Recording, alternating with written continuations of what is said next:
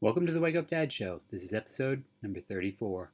It was a really dark time in my life when the kids were born. Instead of being able to gloat over our little one the way that we did with Amelia, the twins were just hard work, being unhealthy, and we just couldn't settle them at all.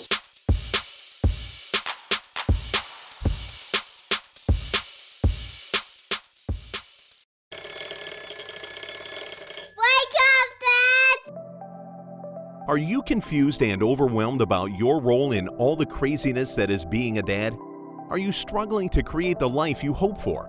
Are you looking for other dads to share your struggles and your triumphs? Or do you just need help waking up in the morning? Join your host, Dr. Scott Vatcher, as he explores the amazing and sometimes crazy world of being a dad. This is the Wake Up Dad Show. Hey Dad, and welcome to another episode of the Wake Up Dad Show. This show is dedicated to the dad who wants more. I'm going to leave it at more awesomeness, and my host is me, of course. That's always who it is. And my guest tonight, his name is Adam Bude. Is that how you say it? Bude? Yeah, you got it. Bude, perfect. So I'm just going to give the listeners out there a little bit of a bio about Adam and then let him introduce himself as well. So he's a father of 3 children, a 7-year-old son and twin daughters. Twins, we might get into speaking about that. That's full on. His father wasn't around when he was a kid, and subsequently it was always his vision to be a fully present dad. He came from a sales and management background, never satisfied with his work, so he decided to venture out on his own and become a self-made entrepreneur. He runs a home business in the personal development industry and is a coach and mentor to many people around the world. It's great because he has the flexibility to work his own hours and ensure he's the dad that he wants to be for his kids. There's nothing more fulfilling for him in his life than to be able to do the school drop-offs and pickups, help with classroom activities, and venture out on excursions with them whenever he wants. And he has recently told me he's done quite a lot of world traveling with his kids too, which sounds pretty awesome. Yeah, he runs his business from home, which means his kids will always be around and have access to him. Something that a lot of dads never experience in their lives, and he's forever grateful for that. So welcome to the show, Adam, and just to give the listeners a bit of a sense of where you're at and what you're doing, besides what we had already mentioned in the bio. Tell us a little bit about, let's talk about the twins. You know, they're your older kids, so that's when you first became a dad, and tell us about how it was raising twins. Yeah, sure, Scott. And thank you for having me on the show. Much gratitude to be part of it today. My twins, Josh and Bree, I've got boy-girl twins. They're actually the youngest. My older daughter, Amelia, was our firstborn. But twins, it was really tough, to be upfront and to be honest. I didn't expect it to be the way that it was. Both Josh and Bree were born 2 weeks prem. And being twins, they also are a little bit slower to develop in the womb. So effectively, kind of 4 weeks prem compared to a normal baby. So had a lot of health issues. In fact, Josh was hooked up to every machine that was there at Monash Hospital for these first 2 weeks of his life, and was touch and go for a while there. And Bree, she was okay, but she was a bit slow off the mark. Got them home, and as you mentioned, I come from a commission sales background, and I was a sales manager there at the time. It was back in 2008, so it was just when the GFC really sort of came into play, the global financial crisis that we all experienced, and my role at that particular point was a sales manager of a corporate hospitality company. So the very first thing that went out the budgets were the corporate spending, particularly for entertainment. So my job was very, very challenging. I was unable to sell, and being predominantly commission based and being the sole income provider, it was a tough time for our family. And I actually fell into postnatal depression, which is actually very common for men. Most people think it's mainly women that get it, but I can assure you, men are equally at the effect of that horrible disease, and it nearly took me out. I was on antidepressants for a long time, and and pretty well. I was on suicide watch as well. So it was a really dark time in my life when the kids were born. Instead of being able to gloat over our little one the way that we would or we did with Amelia, the twins were just hard work, being unhealthy, and we just couldn't settle them at all. So I wasn't sleeping throughout the night, and I was getting up and having to sell throughout the day. So times weren't great, and got to a point where I was within myself. I had to make that choice. What do I do? Do I continue on or not? And thankfully decided to, life was worth living, and couldn't leave the kids. I really wanted to be there for them. That was the underlying drive for me to get myself back on track. So we decided to start a fresh life from scratch and relocated from Melbourne to the Gold Coast and get the kids into some better climate, more stable climate than what we've got back in Melbourne, and also for my sake as well. So started another job here, just took a step backwards in my career just so we could pay some bills, and that didn't work out the way that I wanted, and that was what led me to finally taking that next step and becoming a self-made entrepreneur and running a business instead.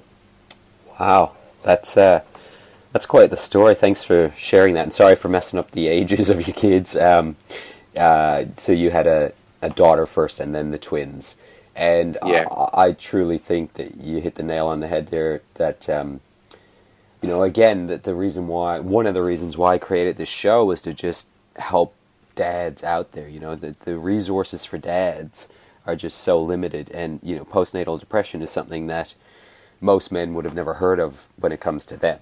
It's like, oh well, it's just mums, right? That's what it's all about. But you're a prime example of a story where it has a dramatic impact on dad as well. So thanks for sharing that.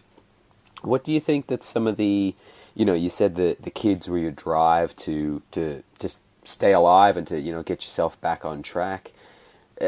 For some dads out there that might be listening who are in a similar situation, I know for myself, after 3 months of my child being born, she started to just have horrendous sleeping issues, and that went on for about 2 years, and I literally call myself a walking zombie during those 2 years. I understand why they talk about sleep deprivation being torture, because it really was a horrendous time for me. And looking back, I was probably depressed too. I didn't get it clinically diagnosed or anything, but looking back on it, it makes perfect sense because it's just so tough. And for me, it was a combination of things, but baby starting to sleep better after 2 years was such a big shift for me to just get myself back on track. Is there anything, any resources you used or anything that you were able to figure out that you might be able to share with dads to help them get through something like that?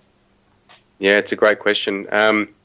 And yeah, the first 2 years of the twins' life, it was a blur for me too. We had little support, and I have no idea how we managed to get through it. But it's interesting that you say that, Scott. On the back of that, my wife Amanda actually decided to pursue a career as a baby sleep expert, and subsequently now is well entrenched in the media here in Queensland, and is the go-to expert for that. So that's what she does for a living. She's got her own business in that. So how did I get through it at the time?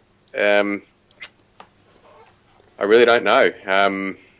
I started personal development back in 2002. So I was already on the path of trying to work through my mindset issues. And I'm really grateful that I started that journey, because looking back on it now, whilst I may not have realised that this is what I was doing, I actually had that inner strength to acknowledge where I was at, first of all, and then to have the courage to decide, what I was going to do next. And forever grateful for heading down that path back in the days, because what I saw very, very quickly was that I was becoming very much the effect of my environment instead of being the cause of how we can, fix it. And when you're at the effect of something, it's never great. It's never going to work out well. But when you can switch it around to be at the cause of it, then all of a sudden you've got opportunities and you've got options. So it was incredible that first 2 years was tough. But as soon as I got to that point where I could see what was going on and sort of, looked above myself and thought, you know what, I looked in. Actually, I'm thinking back now. This is coming to me. I was looking in my daughter's eyes, Amelia, and she just had those baby eyes, just looking at me. And it was that really that sort of said, you know what, I'm here for you, and I'm going to be here for you. And I had the tools and the resources to have the courage to start working through it. So yeah, it was an interesting time. Yeah, and I think that's such an important point, is to acknowledge where you are. To have the wisdom might not be the right word, but just to have that thought process of, okay, this is where I'm at, and I'm the only one that's going to change it. Nathaniel Branden, the godfather of self-esteem, talks about this idea of self-responsibility. And that's such an important part, is to just acknowledge where you are and to not make it up, not pretend, not create stories around it. Go, yep, this is where I'm at, and I am the only one that's going to change it. So when you start to accept some responsibility, and really what it's all about in the end, isn't it, is a mindset shift. Because the difference between you being the effect or the cause, like you were saying, it's all in the mind. It's not the external environment at all that makes those changes. Absolutely. And it's the picture that we hold. Ultimately, I could be holding a picture of pain and suffering, or I could be holding a picture of love and gratitude. And when I was looking into Amelia's eyes, the overwhelming feeling was love.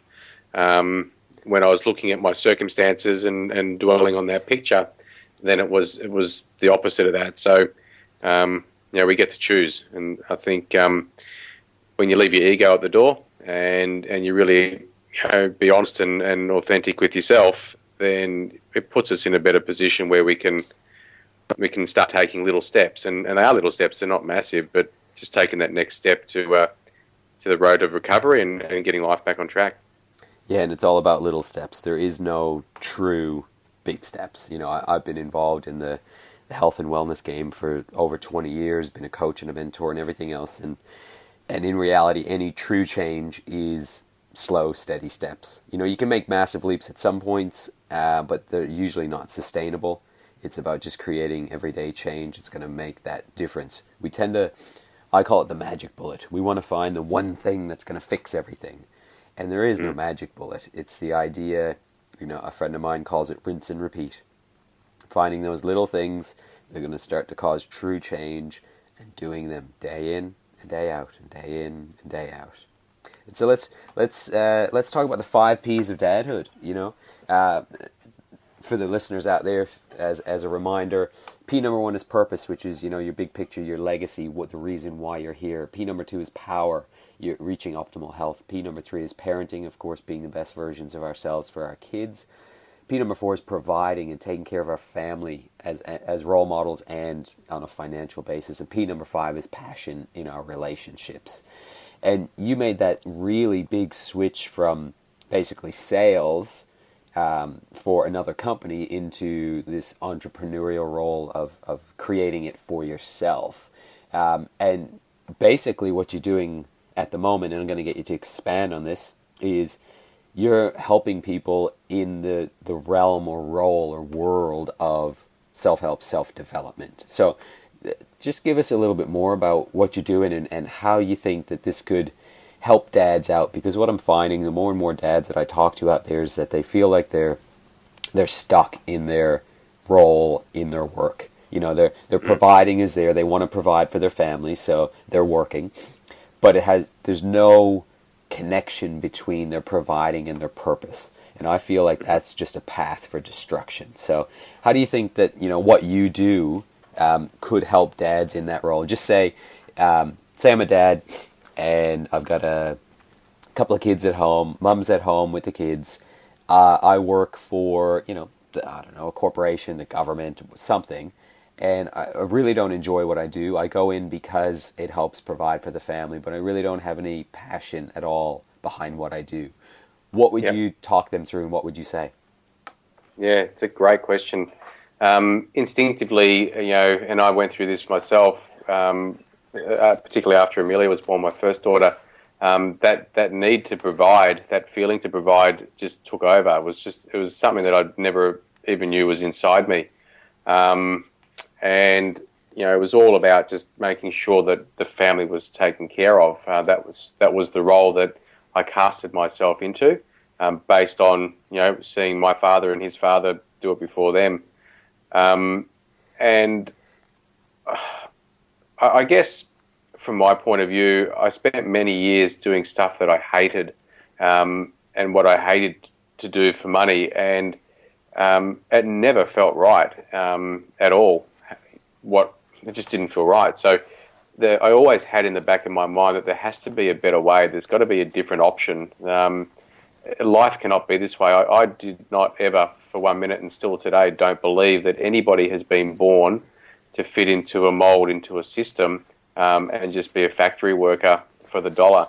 I know for a fact that the system is failing people anyway. So you're going to get up and go to work, and you're going to make your money, and you're going to come home and pay your bills, and at the end of the month, you're going to have no money, and you'll retire broke. And I didn't want to be doing that for 45 or 50 years of my working career, of just working and then ending up with nothing. So it's quite evident that the system is failing. It's quite evident that divorces are on the rise as well, because there's a disconnect between the husband and the wife. There's the control issues over money and all this sorts of stuff, and getting to a point where having to go and do what we want to do just for money, to me, was not the answer. I needed to find something that was going to provide me the money that I want to do, that's going to create the wealth for my family. But the reality is, the underlying point to all this is that I'm doing it for my family. So what is the point for me being away, working all the time, and actually missing out on the greatest gift of life, which is family, your kids? That makes no sense. So having a bit of an entrepreneurial spin to it anyway, and the mindset of, I know there's other ways out there. I think the biggest challenge for most men is the fear of what if we let the family down, if I leave my job and I can't provide. So really getting outside of your comfort zone and having a crack at life and playing full out is the biggest hurdle, because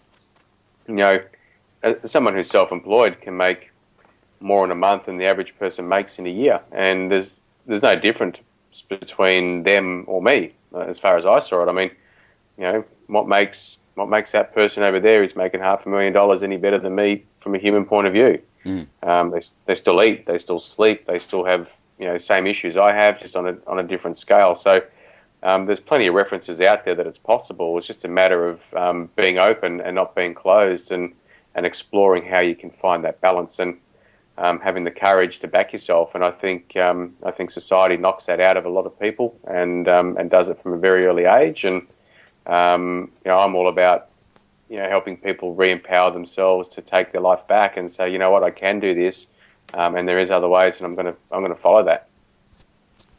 Yeah, well, how I totally agree, and I think this episode seems like it's really going to be about creating that mindset, that difference. It's like that's where it starts. Really, the number one purpose is that big picture stuff, and that's really truly where things start for people to realize, okay, I'm no different than dude next door who's making 10 times the amount of money that I am.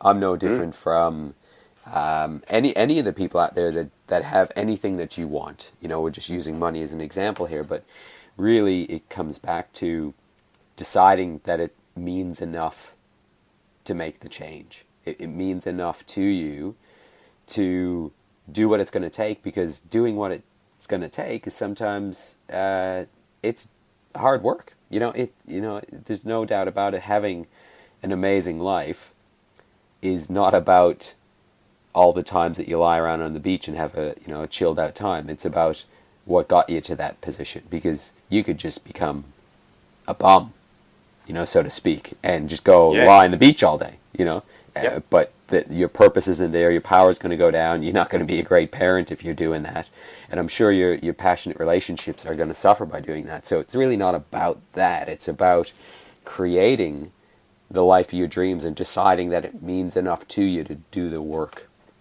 So, go a little bit deeper into, what it is you do to help people achieve that. Mm-hmm. So, I guess the first thing is that people have to determine what that is for themselves, and they've got to be open and willing.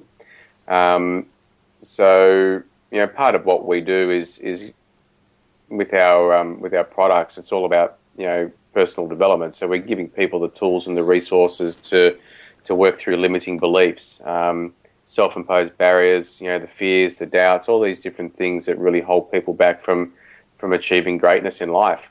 And whether that's health, whether that's relationships, career, finances, the whole lot. As far as I'm concerned, it all just fits under one umbrella. You've got to have the same mindset approach in all areas of your life. But I think that the people that succeed are the ones that have the courage to say, you know what, despite all the odds, I'm going to do it anyway, and I'm going to give it a go, and I'm going to have that picture so clear in my mind on what I want to be creating, and the reasons why that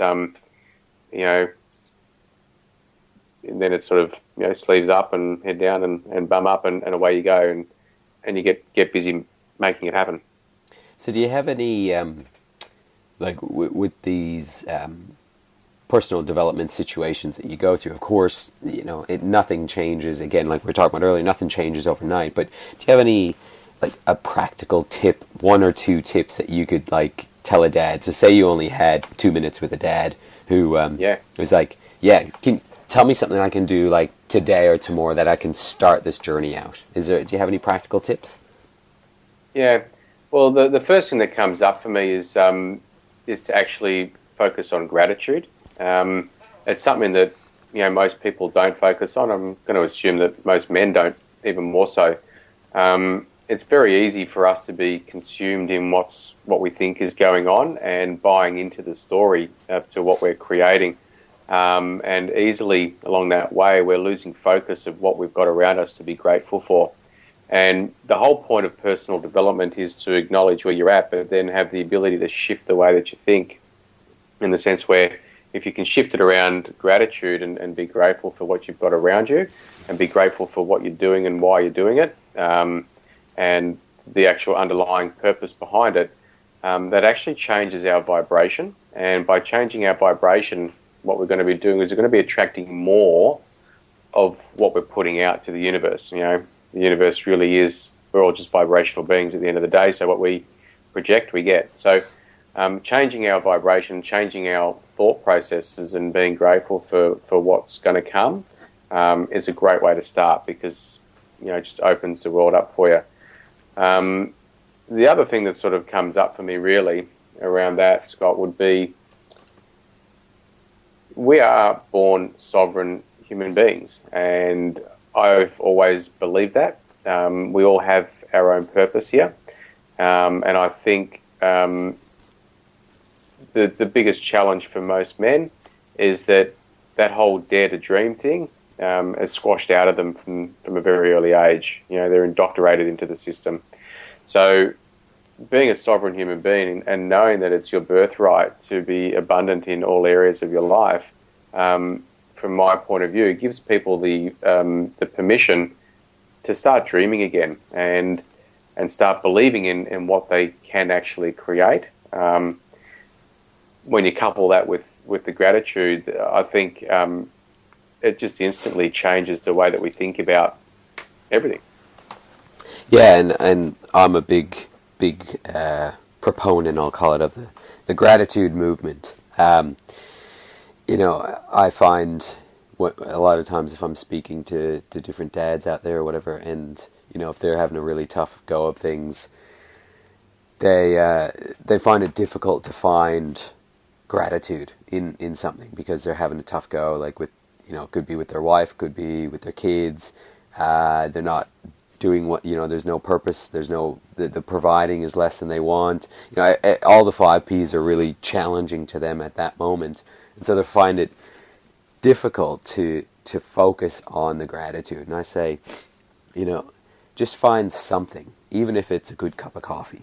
as little as that, because it's really, it's like you said, the energy, the vibration that changes inside you. Again, a mindset is just feeling gratitude for something, no matter what it is, just like feeling passion for something, doesn't matter what it is, creates a different biochemistry in the brain. And then when that starts to occur, you start to see more that you can be grateful for. What you focus on, you get. So I think that's a great place to start, and then start to dream. And you can dream big. And I'm not sure if you exactly go into this in your programs, but I like to get, and I've done it myself too. Is like, when you're dreaming big, is like, forget about the obstacles. Forget about I couldn't have that. It's like no. Dream about everything you could possibly want, because again, it's just a process. It doesn't mean you're going to achieve all of that, but it's possible to do that. Is that something, like, do you go into that type of situation in your programs? Oh, look, I think once you start going down the path of personal development, your mindset expands naturally, and that's the journey, right? It's a forever journey. My email signatures at the bottom of my emails state, don't tell me sky's the limit when we have footprints on the moon. And most people can't think beyond what they can see. They're not actually planning on the unseen. And if you want to be able to achieve anything in life, you've got to think big. And by thinking big, you're actually providing massive service and value to not just you, but you're providing it to the greater society too, which a lot of people don't focus on. So absolutely, thinking big is a key. And the interesting thing around that, though, what you're mentioning there, Scott, is that a lot of people don't think that they can get it. The how is not important, because the how will always take care of itself. It's the why that's the important part. So if you're thinking big and your reasons behind that are strong enough, and subconsciously you believe that, then you'll achieve greatness at whatever level that is. It will be a lot more than what you're doing right now. Absolutely, and that's, everyone's got to start somewhere. So if you're feeling, this is straight at you, Dad, out there who's listening, if you're feeling really stuck in a situation like this, then, get some help, because I think that's one of the biggest lessons to learn as a dad out there, is there are people out there that can help. Reach out to Adam, have a chat with him. Reach out to me, have a chat with me. I think one of the biggest messages I'm trying to get across to dads out there is that you're not alone, and that we can help you out, and we can start to become better dads, and therefore, better men together. Totally. Yeah. What comes up with me there, Scott, sorry to cut you off, is that you've got to leave your ego at the door. There's gone are the days where the man has to be macho, in my opinion. In actual fact, I think a stronger man is one who's vulnerable, and a stronger man is someone who's in touch with his emotions, and absolutely not afraid to reach out for help, because, you can't just wear the weight on your shoulders alone, and it's all that's going to do is beat you down. But when you're open to receive and you're willing to explore that, then again, that's where magic can happen. Yeah, and you, again, I think we ended up not getting too much into this, but excuse me, in the pre-chat, we mentioned it about I think the generational gap where our dads, their main role, whether it be societal or what they placed on themselves, was the providing part. So they missed out on a lot of our lives. They weren't around as much as they probably would have liked to, and definitely as much as we would have liked them to when we were smaller kids.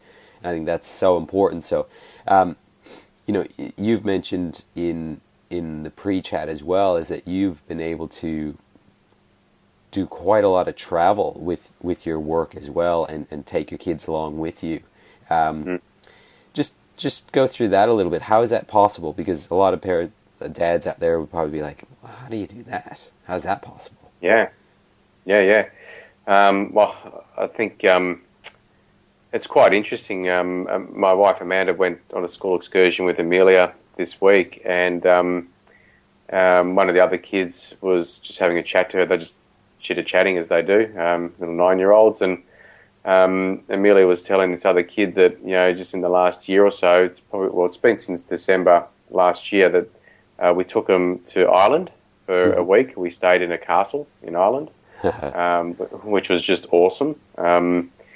We then, in June this year, May or June, we took them to Disneyland, which was a bucket list for me over in LA, and never went there as a kid. My parents went there without us, and I swore that that was going to be the first thing that I'd do with my kids, was get them to Disneyland and be the dad that takes his family there. That was on the way through to another trip to Europe, where we had an event on a cruise ship, Royal Caribbean cruise liner that went out of England to Spain, Portugal, and Canary Islands. So, I took them with me on that cruise liner for 10 days, and that was just unbelievable. Stopped off at London on the way back, and got to see Stonehenge on the way through, which was just crazy. And just 1 month ago, we've come back from Chile, so we had a week in Chile. So we've already got New Zealand booked, and Port Douglas at the end of the year for a local trip. So for me, it's all about the experience. Life is all about experience, and I'm so grateful that I've stumbled into a business that can provide us the opportunity to do this, to do the travel, and to also be at home. So what they're learning in such a short period of time. I mean, Josh and Brie are only 7 and Amelia's 9, and they've done more travel in 12 months than I did in my first 30 years of life. My first trip was to Bali, as you do as an Aussie boy. So, but it's stuff that will be with them forever. So it's unbelievable. So it is possible. You can certainly do it. Yeah, and obviously you're living proof. So, Dad, out there, if you wanna find out more about how to make that happen, how do people get in touch with you, Adam? You can register your details on my website, which is www.lifestruepurpose.com.au. That's lifes with an S, LIFESTRUE purpose.com.au. So I'll put that on the show notes page as well for anyone, a clickable link on that one. And I always like to get a sort of a summary of your biggest lesson that you might want to impart. So I put it out there in the idea of if you had 2 minutes in front of a room of 1,000 dads who were very attentively listening to exactly what you were going to say, and you wanted to get across a direct wake-up dad message to them, what would you say in 2 minutes that would resonate best with you and them? I say check in with your inner self and ask your inner self, what is it that's really important to you in your life, and what do you really want to be creating in your life? And for me, it was all about being here with the kids, and it was all about being a dad that was present, and being a dad that is always accessible, and also to provide a quality of life that my kids are going to have a great life, and we're going to enjoy it, and we're going to have an awesome future together. So check in with your inner self and ask yourself, what do you want to create, and listen to it. The answer will come to you. Take it on, and find a way to make it happen for you too, because it is possible for each and every one of us. I fully agree. So thanks again, Adam, for that awesome discussion. Check out the website, www.thewakeupdadshow.com. Go to iTunes, give us a rating so we can reach more dads out there. My email is drscott@thewakeupdadshow.com if you want to get in touch with me. Remember, guys, an ancient proverb once said, for a man to achieve his dreams, he must first wake up. Dad, you're not alone. This is your wake-up call. We're in this together, all for one and one for all. Do you want to know more about the Wake Up Dad movement? Go to www.thewakeupdadshow.com to download any and all past issues of the show, claim your free gift, or to directly ask Dr. Scott any questions you have. Continue the conversation on the Facebook group Wake Up Dad. Share this podcast with other dads on iTunes or Google Play. Make sure to subscribe to the show and give us a rating so we can reach more dads. And dads, one last thing. Wake up!